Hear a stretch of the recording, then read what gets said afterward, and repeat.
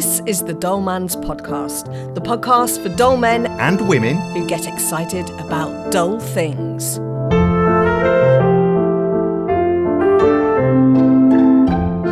Hello there, my name is Sarah Steele. And who are you, Sarah? I don't know, sometimes I just don't know, but today I think I'm a writer and musician. Okay. And what about him next to you? I don't know, who is he? I'm Demetrius Deach, an ex-model, an ex-ice cream man, a current award-worthy stand-up comedian who gets excited about dull things. Wait, model? Yeah. Sorry, just threw that in there. My mum found the magazine, so there was a shop. They were called Cotswold, well, they are called Cotswold Camping, and in 1997, I was the face of woolly gloves and waterproof jackets. The face of gloves. I love that. Yeah. Yeah. Oh, you weren't the hand of gloves then. No. Well, they were covered. They did have your face in the shot. Big smiley grin. Well, I was like flapping gloves. That's extraordinary. I remember that the photographer said, just love the gloves, play with the gloves. Seriously. I knew there was something special about Deach. I couldn't quite place it though. Yeah. Well, I'm going to go and Google that later. And who are you? Oh, yeah, I'm Dave Harris, and I'm the producer of the show. And we have got a great show lined up for you today as well, Deach. Would you like me to tell you about it? Yes, please do. Okay, we've got Sarah is going to talk about getting wet. Yeah. Which does sound quite dull, I have to say. Oh, it can sound a whole load of different ways. But we'll see. Getting wet. You're going to talk about sort of Charles Dickens. Yeah. And Victorian literature, that sort of thing. Yeah. That sounds quite dull That too. sounds a bit highbrow to me. Well, it depends what he says. yeah, exactly. I can lower that brow. Let's not jump to conclusions. And I'm going to talk about remote controls and the history of them. Cool, blimey. Which is fantastically dull, but sort of somehow interesting as well because we all use them. AAA batteries.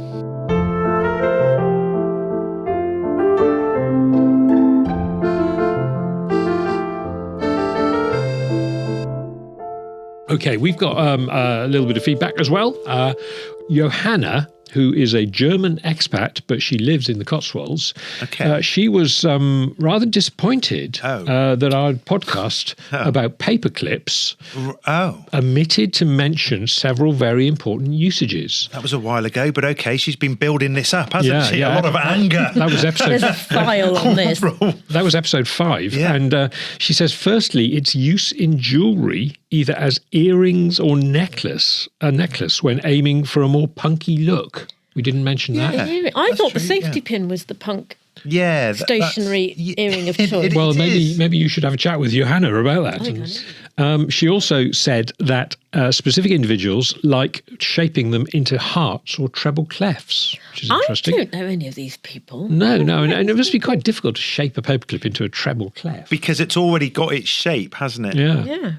And secondly, she says, it's unequalled, indispensable even, for use with the modern smartphone, for getting fluff out of the socket and changing your SIM card. That is valid. Yeah. So we accept that criticism. We accept. Yeah, the sort of surgery. You could use it for surgery. Surgery? Well, surgery on your iPhone, I guess. Oh, surgery on your iPhone. You're not talking about so I've got appendicitis. Has anybody got a paperclip handy? Yeah, that's right. Oh, it's well known that heart surgeons prefer paperclips to scalpels. Yes, but, they're cheaper, more hygienic, and Get you more can to the reuse box. them. Yeah.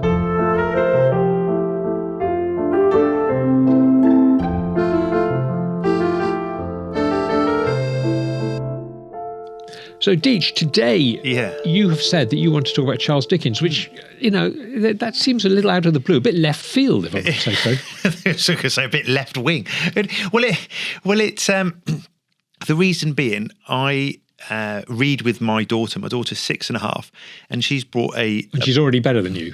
And she's already reading Dickens.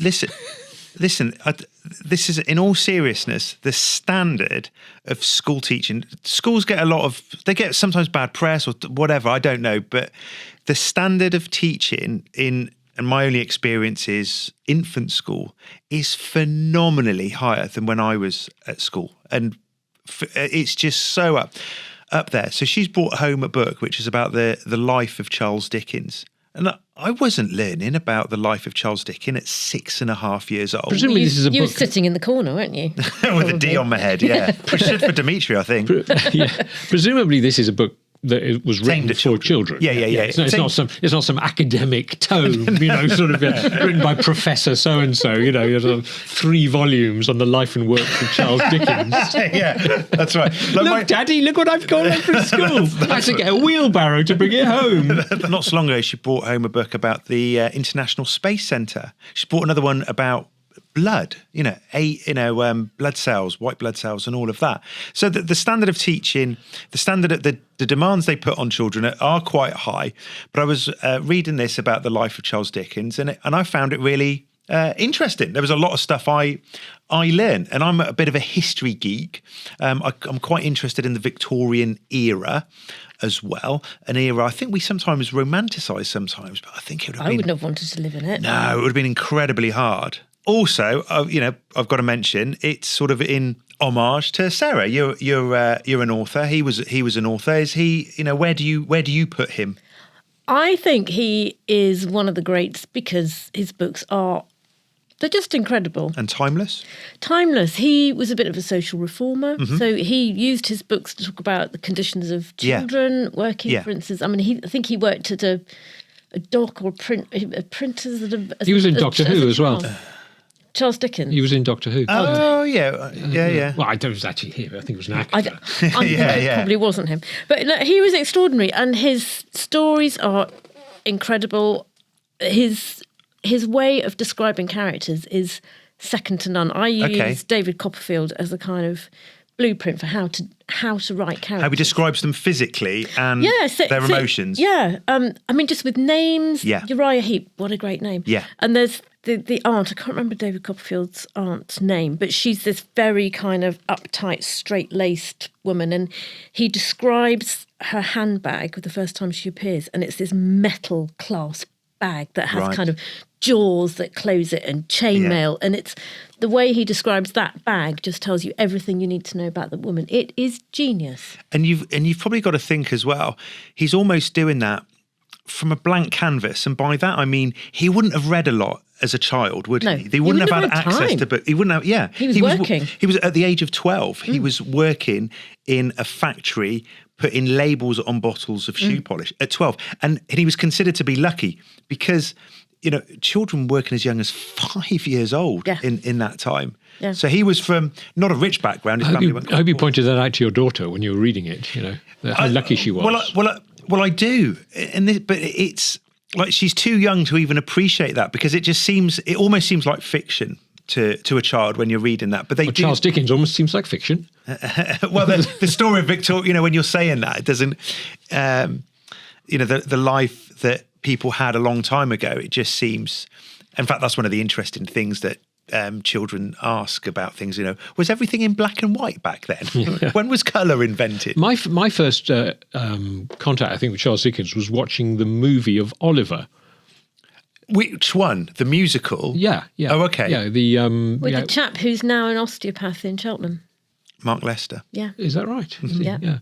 Consider yourself an osteopath. Healed. Yeah. I don't think those were the words. But so I remember, but I loved that film. I loved that musical, I should say. Yeah, it did seem a happier time, didn't it, back then? But it's not a happy I was story. 5. Yeah. Poor old Nancy. It's not great. He wrote about some tough stuff.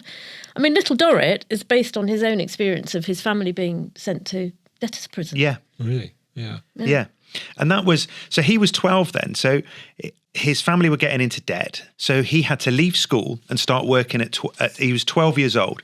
They lived in Camden Town, and this was in central London. And Camden Town was like just a village outside London. So he walked 3 miles.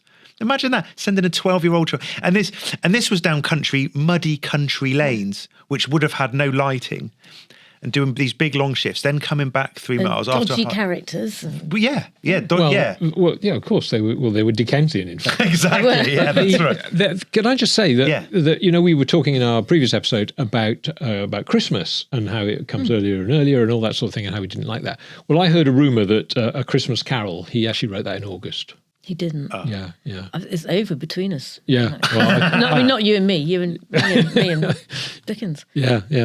That's interesting. I made it Yeah. up as well, but Did you? How do you got to get yourself into? That must have been a very bad August for him then.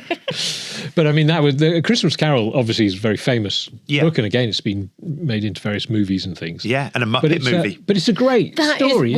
We watch that every year in my house. Oh, is that your yeah, go-to? Everyone has a yeah. movie they watch every year at Christmas. That Love Actually is the beginning of Christmas, and then Yes. A Muppet Christmas Carol Yeah. is kind of But Christmas. don't you think it's if I could drag you back to the actual story, it's a great story, and it's one that has a very obvious sort of message, Yeah. but it's a really good message as well. It's a really great- yeah, it's and it's positive. great. I think it's a great one for children. You know, it really shows them sort of right and wrong and all that sort of thing, and it's really obvious to them who are the villains and who are the heroes. Did he do many which were sort of supernatural like that? I don't think he did he? But I think Christmas stories, that was a tradition, wasn't it? Christmas stories, Christmas ghost story. yeah, ghost Yeah. stories. Oh, okay. So I think maybe that was partially why he was doing it, unless he started the tradition. I don't know. I keep looking at Sarah here because I consider her an expert on all literature. I am She's probably all literature, everything. Yeah. It's probably a I've little ever written. unfair. Yeah, I am the expert. Well, it's as you say, anyone who makes or tries to make social change and probably achieves it, I think is a great. And by doing that with books, and it's relevant. You know, you read the books; they're relevant today. Like I watched Great Expectations, the film, which was probably made in the 50s, and it was so good. The original one Yeah. with the creepy Miss Havisham. Yeah, really creepy, really scary. I remember watching that at school and being freaked out. Yeah. And you don't sort of quite know what's going on. You It's get really it. sinister. And then the guy Yeah. who's the criminal in the graveyard. Yes, yeah. Giving food to. It's just astonishing. You mentioned, I think he was one of his first jobs. When he was about 15, he was a legal clerk. Yes. He was a legal clerk, and Proctor. Was he would it be called a proctor? Because he David helped writing Copperfield wills. becomes a proctor. Oh, okay. Yeah. And I think Is that similar to a proctologist? What is a proctologist? At Bottoms. that's somebody who. Oh. Yeah. So probably not. Every day's a school day. Yeah.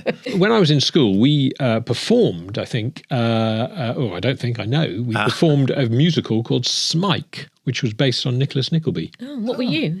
I was in the orchestra, actually. I was in the pit. Got a face for the stage. Wow. Yeah. Yeah. You're in quite a school.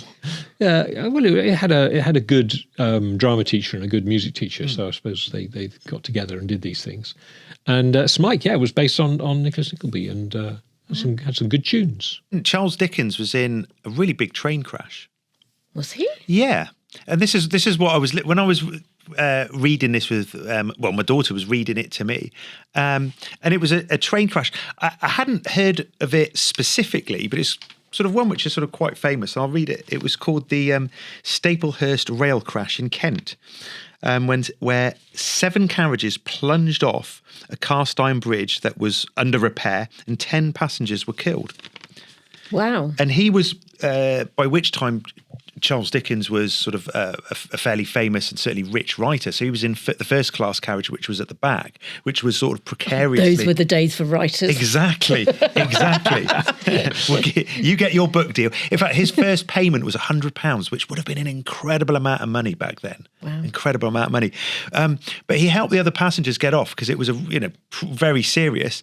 And he forgot his manuscript on there, and he ran back. He ran back to get it, and that was That stressed me out a lot. our mutual friend. Oh my goodness! Do you know a friend of mine was on that London Paddington? Had he not? He didn't say. He didn't save it to the cloud. He hadn't backed it up. What's wrong with him? I know, idiot. Yeah, so my friend was on the Paddington crash, and he helped Jilly Cooper Oh, get okay. out. Yeah, so train crashes. And had she left a manuscript on the train? We can only hope. Oh,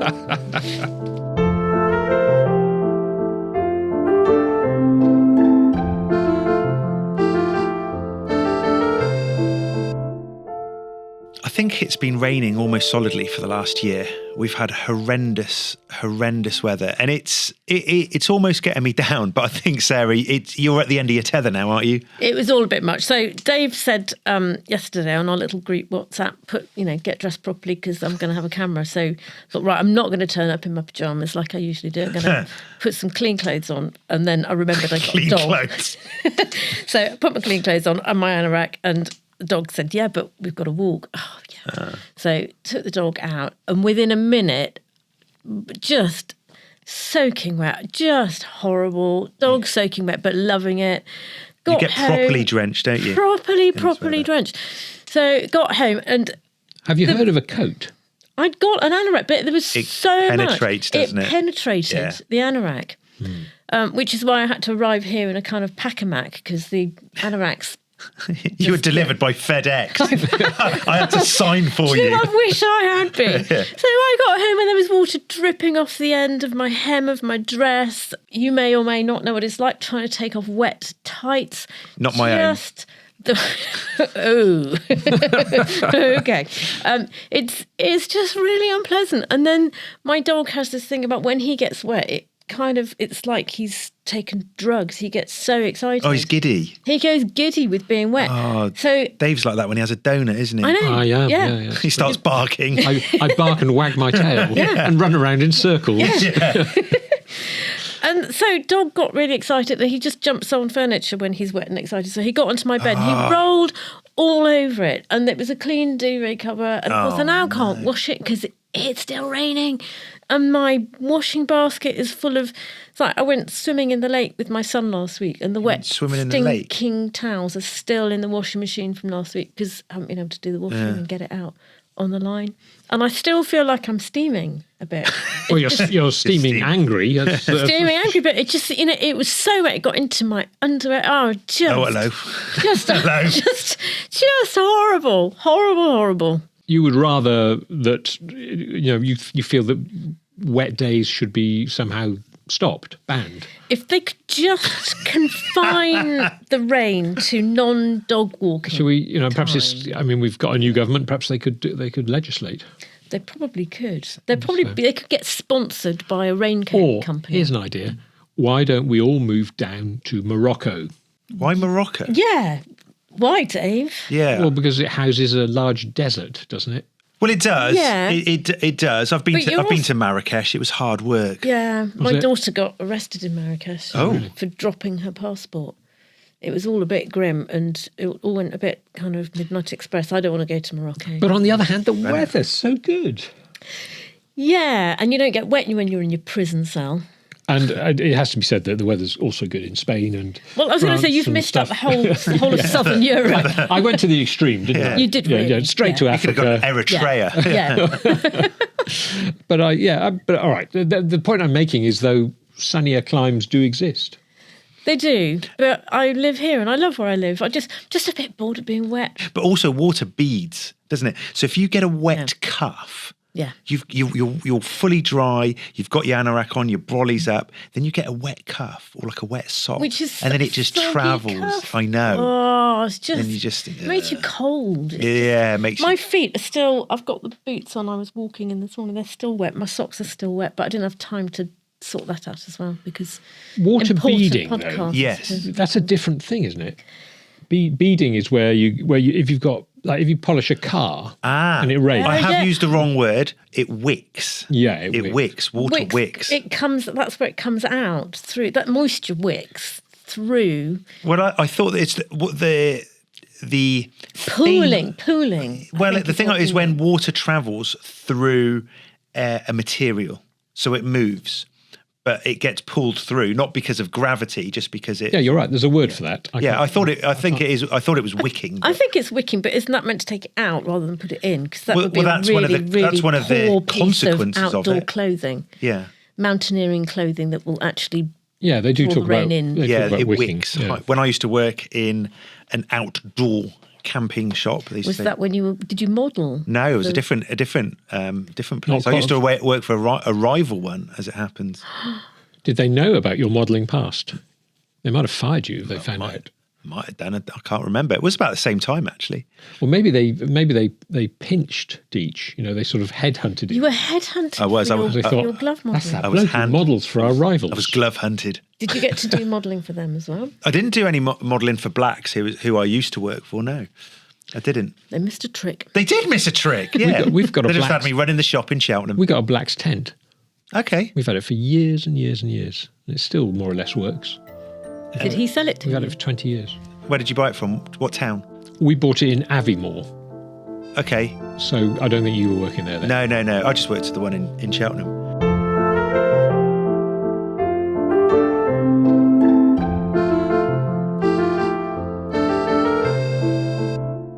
So, Dave, what fascinating subject have you got for us today? Well, Sarah, this fascinating subject is something that I think all of us have experience of, and that is remote controls. Because we all use remote controls often, most of the time, whether it's, mostly for the television, I would suspect. Well, if we can find them, because If you often can- down well, the side of the sofa. aren't they? Interesting point, actually, yeah. Yeah. And I just sort of started to get fascinated about, where they come from, where how long they've been World around. of Dave's head. Yeah. Yeah, I know. I hope we're going to get some geeky stuff about infrared. Well, I let think me we tell are. you, the remote control, also known as a clicker.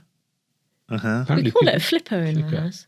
A flipper. Yeah. Do you know what? I lived in a house where it was known as Frank because it was as in Frank Zappa, because people called Okay. it the Zappa. Oh, clever. So people would say, "Where's the Frank?" And never knew what they I'd meant. like to say we call it flipper because of the dolphin, but we don't. No. No. Okay. So why do you call it a flipper? Because you flip channels. Oh, yeah, I suppose so. In Greek, it's the telecontrol. Oh, right. But the clicker thing is because there was an old remote control which used sound to use a click, and the telly or detected the click and changed channels. Okay. So it wasn't long before infrared and all that sort of thing. But anyway, it's an electronic device used to operate another device from a distance, usually wirelessly. You can use it on, obviously, televisions, DVD players, whatever you like. The first remote controls were wired. Yeah, I remember those on a video recorder. Yeah, that's right. You could get a little wire. But the first ones came out long before video recorders. There's 1950s, believe it or not. Okay. There were the first remote control. It was developed by the Zenith Radio Corporation in 1950, and it was called Lazy Bones. Which is great, isn't it? It's a really good title. Was this for a television? Yeah, I think it was. Yeah, and it was connected to the television by a wire. Yeah. as we talked about, and then television remotes remained very simple for quite a long time. Yeah. just basically a volume, channel. and on off. That's all you need, isn't it? Well, You'd yes, think. but in 1973 came CFAX, which is a teletext service. And if some people will be old enough to remember that, and that needed a much more complex remote because you had to do all sorts of different things, and so that spurred on much more complicated remote controls that we have today. Now remote controls have so many functions on them, that it's utterly confusing and you don't use most of them. You can set the kettle going. And Exactly, by accident. Yeah. And of course there are, we all have multiple devices in the home and they all have different remote controls. And if you have some big cinema system or something like that, you can really get very confused by the remote control situation. So it's not for the faint-hearted, are they? they're not for the faint-hearted, and I think Extreme remote control. we've got to blame CFAX for that. So or partly. Do you know how CFAX was sort of invented? No.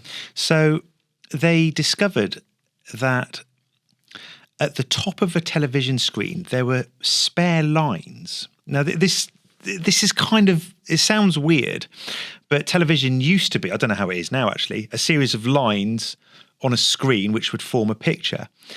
And the signal sent to the television screens had more lines than necessary. And at the top, you might be able to remember on the old cathode ray tubes, at the top, sometimes there was just like a load of... Yeah, you could see it flickering. Flickering.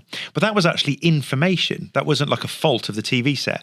And they thought we could use that information because it's sort of unused. And there was enough there to have teletext. And so they encoded those lines. Yeah, exactly that. With information. Yeah. Yeah, it's interesting, isn't it? Or is it? Do you know one of the first stereo services in this country was called NICAM? I don't even remember that. I've heard of the word, but I don't know where from. And I'm going to tell you what that stands for, because for some really weird reason I remember, it's Near Instantaneous Companded Audio Multiplex. Okay. I mean, I don't know why I know that. Doesn't even make any more sense when you say I know. that. And that's like taking that. up space in your brain. I know. I don't know what it means, but Yeah. that's what it stands for. And that was one of the early stereo. So you could buy a telly, and it would say, That's NICAM probably telly. where I've seen it then. And it meant you had this stereo sort of high fidelity Yeah. sound, or higher fidelity than we were used to on a We telly. might have to explain teletext to listeners who don't know what teletext is. Yeah, 'cause Which it is was- basically the internet without spelling mistakes.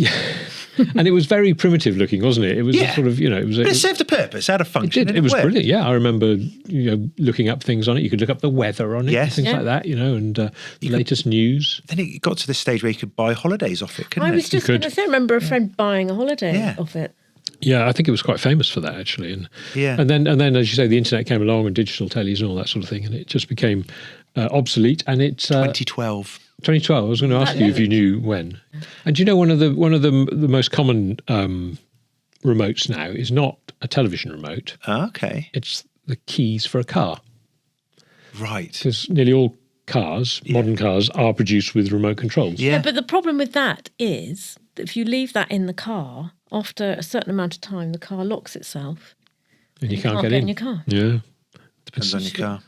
Yeah, it probably does depend on the car. Yeah, I've had that happen. It's But really I think annoying. the one I'm thinking of is at its most simplest. It's just lock and Dobber unlock. type. Yeah. As you approach the car, you unlock the car and that sort of thing. You know, you mentioned the clicker, the original one, which I assume is some kind of sonar.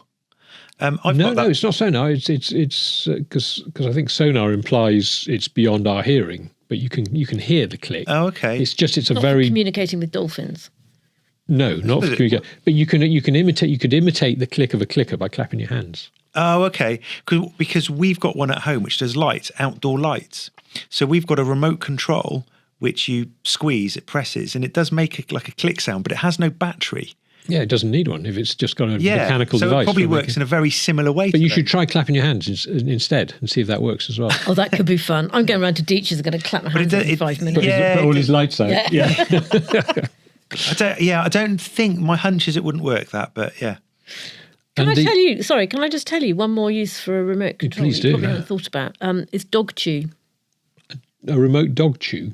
Yeah, so my dog has a thing about remote controls. Or eating them. Eats them, yeah. All right. So you It's buy. really, really annoying. I bet it is. Yeah. Ugh, Yeah. So slobbery- what can you get? slobbery Can you get a remote fake control. one then, just for him to chew? Actually, I should have kept the old ones. That could be a great then that's business opportunity. encouraging Just him to- dog chew in the shape of remote controls. Yeah. Because the Another dog reason can't tell the not to have a difference. dog. So many. But of course, now smartphones can be the remotes for almost anything you Yes. want because they have infrared Yes. things fitted to them, so that you can download an app to control your telly or any other device. for But that you matter. can. I'm Well, not sure I one can. I'm not saying one should or could, but one can. I have done it, actually. I did download an app to control the telly because I thought, just because it seemed like a good idea, but I quickly stopped using it. Because I would find that I didn't have my phone when I was sitting on the sofa, or I was, and it was easier just to pick up the actual By the time remote. you've opened the app and stuff like that. Yeah, exactly. I mean, There was a it seemed time- a good idea. Just because you can doesn't mean you Yeah, should. indeed. Do you remember Palm Pilots? Yeah, of course. Yeah. And they were like a universal remote control, weren't they? I didn't know that. No. But weren't they? You could put all your remote controls into one device, weren't they? Well, you can do that. You can still do that now. I mean, Yeah, you can buy but they were quite universal big at remotes. one stage, weren't they? Palm Pilots. I don't know if they exist anymore. No, I don't think they do, but I didn't know you could do that. No, I must admit.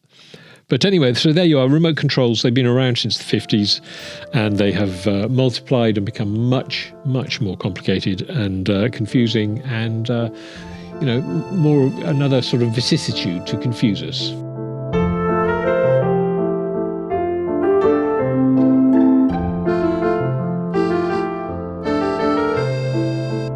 Well, thank you very much for having us in your ears. We've really enjoyed it. And we hope to have you back again soon. Please, please, please like us on all the social media outlets. And please, please, please give us good reviews wherever you listen to us from and share the Dolmans podcast with your friends. I've been Demetrius Deitch. I've been Sarah Steele. And I've been Dave Harris. Bye-bye. In the next episode of the Dullmans podcast, Faye is back in the studio and she's frustrated that she has to buy all the greetings cards for everyone in her house to send. Deitch is getting very excited about number plates on cars, and I'll be exploring space, or rather the Kennedy Space Centre, another treasure trove for dull men and women everywhere. Don't forget to subscribe to hear episode 10 and all the episodes of the Dullmans podcast.